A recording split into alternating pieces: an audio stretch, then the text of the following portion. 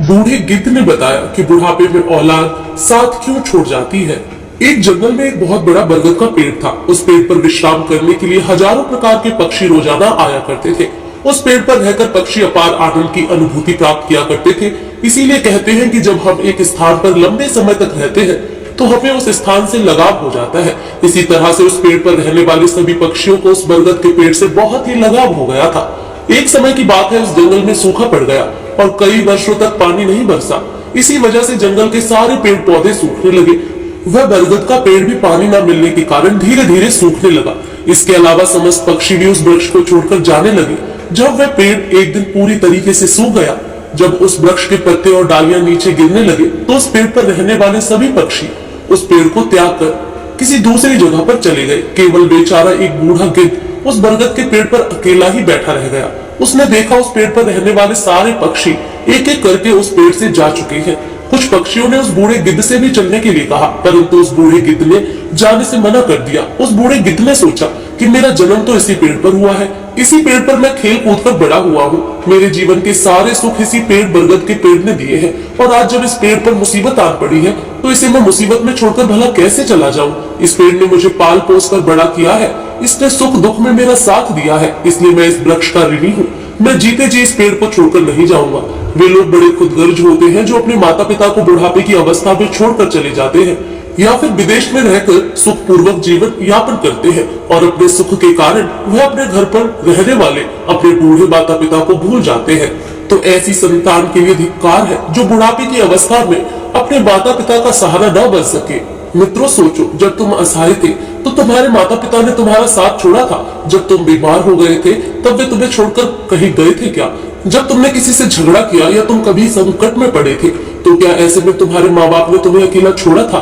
जब उनके मन में किसी अच्छी चीज को खाने की इच्छा उत्पन्न हुई थी तब उन्होंने वह चीज तुम्हें छोड़कर कभी अकेले खाई थी? क्या आज वह बेचारे बूढ़े हो गए तो आज तुम्हें उनसे घृणा होने लगी? परंतु तुम्हारे लिए तुम्हारे माता पिता ने इतना किया, तुम अपने माता पिता के लिए इतना भी नहीं कर सकते कि उनके बुढ़ापे की लाठी बनकर उनका सहारा बन सको। उस बूढ़े गिद्ध ने मरते दम तक उस पेड़ का साथ न छोड़ने की कसम खाई थी। इसी प्रकार से कुछ दिन और बीते तो वह पेड़ पूरी तरीके से जर्जर हो गया। उसे दीमक काटने लगा, लेकिन वह बूढ़े गिद्ध उस पेड़ को छोड़कर नहीं गया।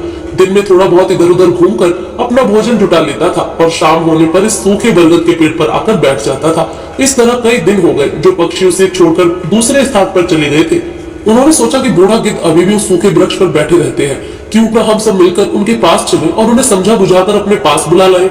यही सोचकर कुछ पक्षी बूढ़े गिद्ध के पास चले गए और उन्होंने बूढ़े गिद्ध से अपने साथ चलने का आग्रह किया। काका, तुम कहाँ इस सूखे हुए वृक्ष पर बैठे रहते हो? इस वृक्ष का जीवन खत्म हो गया है। मरने वाले के साथ में मरना कहाँ की समझदारी है? वही जीविका श्रेष्ठ है जिसमें धर्म की हानि ना हो, वही देश श्रेष्ठ है जिसका कुटुंब का पालन हो सके। यह वृक्ष बिल्कुल जर्जर हो गया है। दीमक इसे रात दिन काटे जा रही है, किसी दिन हवा के तेज झोंके के साथ ही गिर जाएगा। फिर तुम कहाँ जाओगे? विद्वान लोग कहते हैं कि शत्रु, कर्जा, अग्नि और बीमारी, इन चारों को समय रहते दबा देना चाहिए। जो इनसे अपना समाधान नहीं करता वह भी बेमौत मारा जाता है।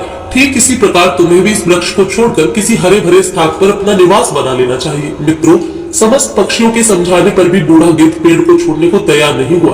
कहने लगा, भाई, यह वृक्ष मेरे माँ बाप के समान है। मेरे माता पिता जन्म देकर इसी पर मुझे छोड़कर चले गए थे। उनके जाने के बाद मैं इसी वृक्ष पर खेलकर बड़ा हुआ हूँ। जीवन के सारे सुख मैंने इसी वृक्ष पर पाए हैं। बचपन से लेकर बुढ़ापे तक का सफर मैंने इसी वृक्ष पर तय किया है। अब इस मुश्किल घड़ी में मैं इसका साथ छोड़कर कैसे चला जाऊं?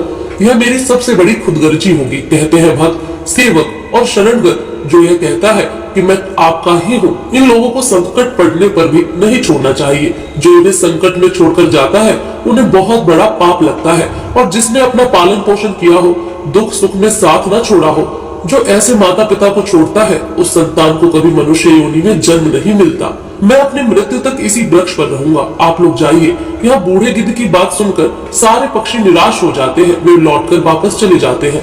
कुछ कुछ तो कहने लगे कि भैया, इस बूढ़े गिद्ध के साथ साथ इसकी बुद्धि भी सठिया गई है, इसलिए उसे हमारा समझाना अच्छा नहीं लगता। अगले दिन कुछ पक्षी फिर समझाने के लिए आए, लेकिन गिद्ध ने जाने से फिर मना कर दिया। इस बार सारे पक्षी लौटकर अपने घर नहीं गए। वह सीधे इंद्रदेव के पास पहुंचे और उन्हें सारी बात बताई।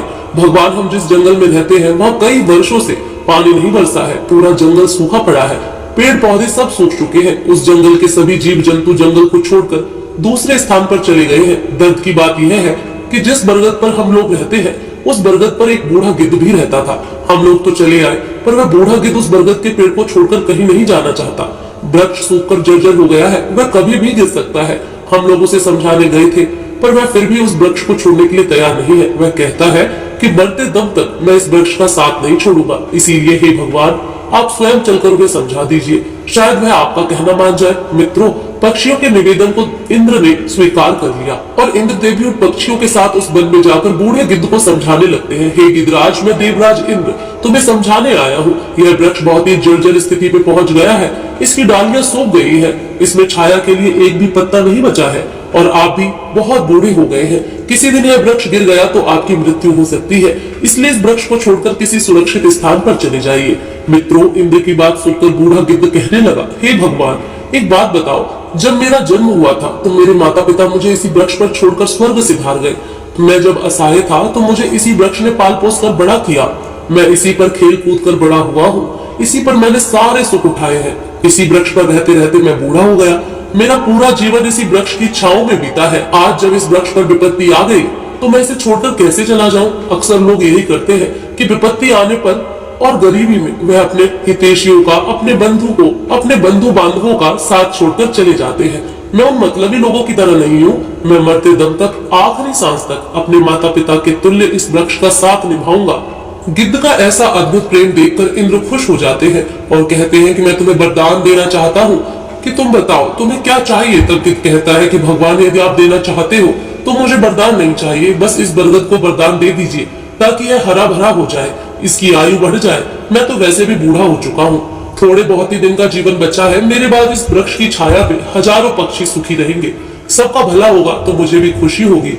गिद्ध की बात सुनकर इंद्रदेव ने उस वृक्ष को फिर से हरा भरा बना दिया, पूरे जंगल में पानी बरसा दिया, सारे जंगल के वृक्ष हरे भरे हो गए, चारों तरफ हरियाली छा गई। जो जीव जंतु पशु पक्षी जंगल को छोड़ करके चले गए थे वह फिर से इस जंगल में लौट आए। सारे पंछी इस बरगद में आकर कलरव करने लगे। सब पक्षी उस बूढ़े गिद्ध काका की बहुत सेवा करने लगे, उनका दाना पानी वही ला करके देते थे। मित्रों, इस प्रकार गिद्ध का शेष जीवन सुखपूर्वक व्यतीत हो गया। हमें भी इस कहानी से सीख लेनी चाहिए कि अपनों का बुरे वक्त में कभी साथ नहीं छोड़ना चाहिए, खास करके जिसने आपको जन्म दिया है, उस माँ का और पालन पोषण करने वाले पिता का। वह आपके जीवन दाता है, आपको पाल पोस कर बड़ा करने में उन्होंने बहुत तकलीफ उठाई है। उनके बुढ़ापे में उनका सहारा नहीं बन पाए तो यह जीवन किसी काम का नहीं रहेगा।